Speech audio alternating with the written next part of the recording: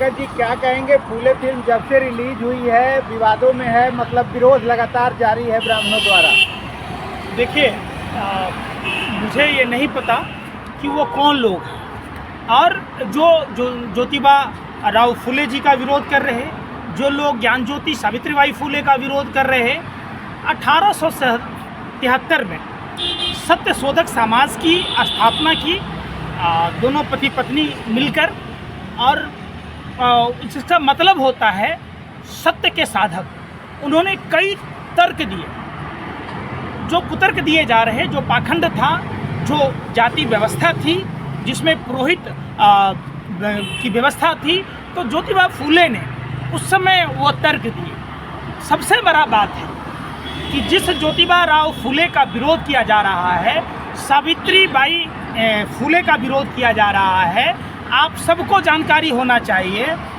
जिस हिंदू हृदय सम्राट छत्रपति शिवाजी महाराज को ये लोग कह रहे हैं, उनकी समाधि पत्थरों और पत्तियों से गुम था, तो उसको सबसे पहले खोजने वाले ज्योतिबा राव फूले, सावित्रीबाई फूले ने खोज की और उन्होंने एक किताब लिखा, पोरबा। पोरबा में युद्ध कौशल के बारे में जानकारियाँ थी। ज्योतिबा राव फूले सबका कहना था कि अपने परिवार से किसी भी चीज़ की शुरुआत करनी चाहिए। इसके लिए उन्होंने उनके पत्नी का साथ भरपूर मिला। उन्होंने स्कूल खोला, बाद में जबकि स्कूलों में संख्या करीब 9 तक थी, बाद में धीरे धीरे 25 हुई, 3 स्कूल खोला।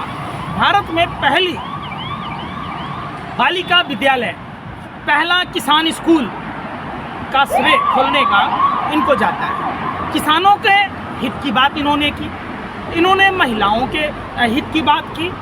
और तो और जब ये पुणे में नगर पालिका के उस समय सदस्य हुआ करते थे, तो लिट्टन, वायसराय लिट्टन जब भारत आया, तो पुणे नगर पालिका की ओर से उस पर स्वागत में खर्च किया गया। जैसे आजकल आप देखते होंगे मोदी जी या मंत्रियों के पीछे सरकारी कोष से खर्च किया जाता है, ठीक उसी तरीके से सरकारी कोष का दुरुपयोग किया गया।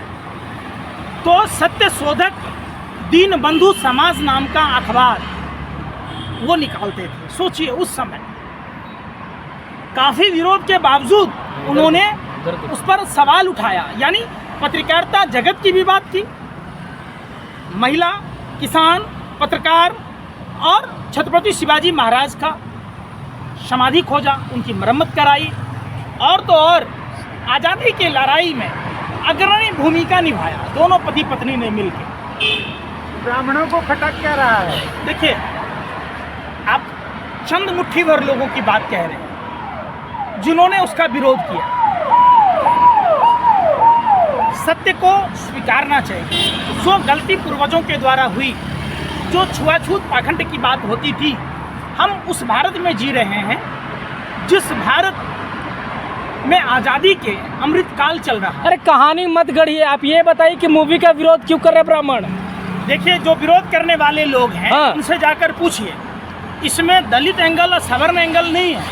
ये एंगल ये है कि जो जाति व्यवस्था थी उनका उन्होंने विरोध किया, उन्होंने पुरोहितवाद का विरोध किया, उन्होंने महिलाओं के ऊपर जो अत्याचार होते थे, जुल्म होते थे, जो महिलाओं के अधिकार नहीं थे, उस अधिकार की लड़ाई लड़ी।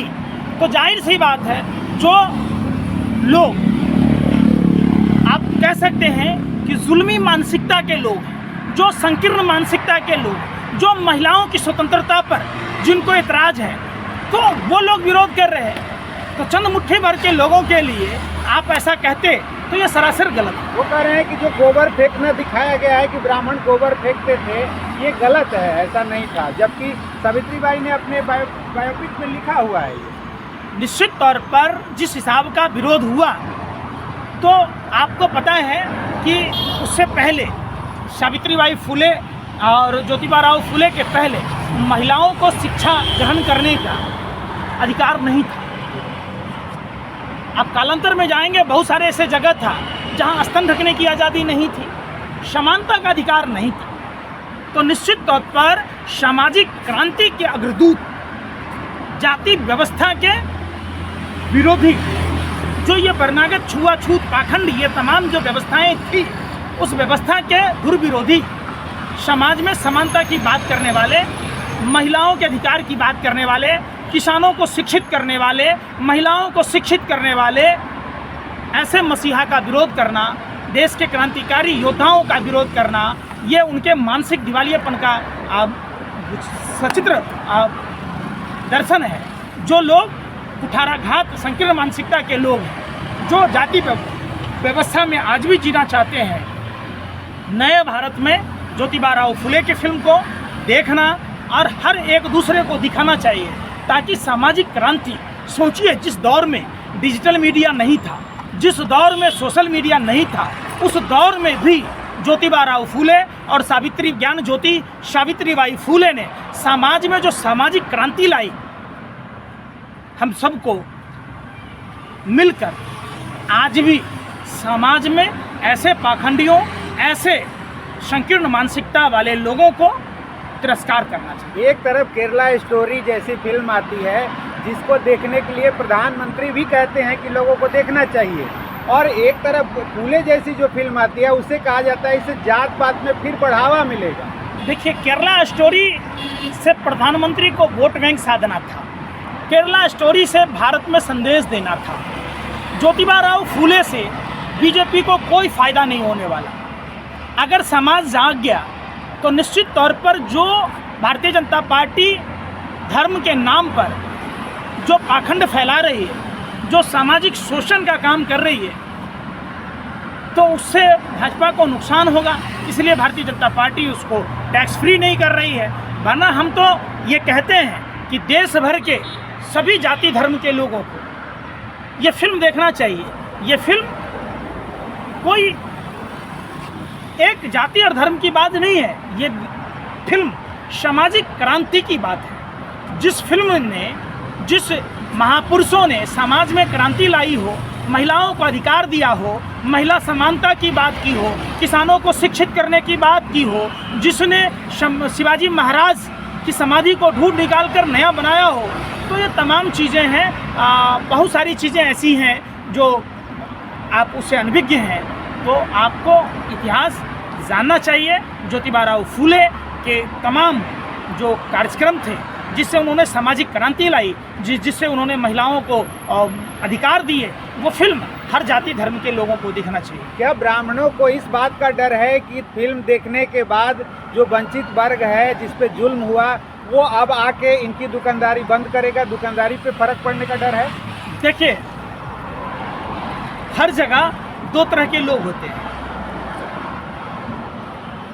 तो जो ये विकृत मानसिकता के लोग हैं कि मूछ नहीं रखने देना है, घोड़ी पर नहीं चढ़ने देना है, घड़ा से पानी नहीं पीने देना है, तो ऐसे उन्मादी, ऐसे पागल, ऐसे विकृत मानसिकता के लोगों को ये लगता है हम नए भारत में जी रहे हैं। और भगवान श्री कृष्ण ने कहा नर ही नारायण है, इंसान ही भगवान है।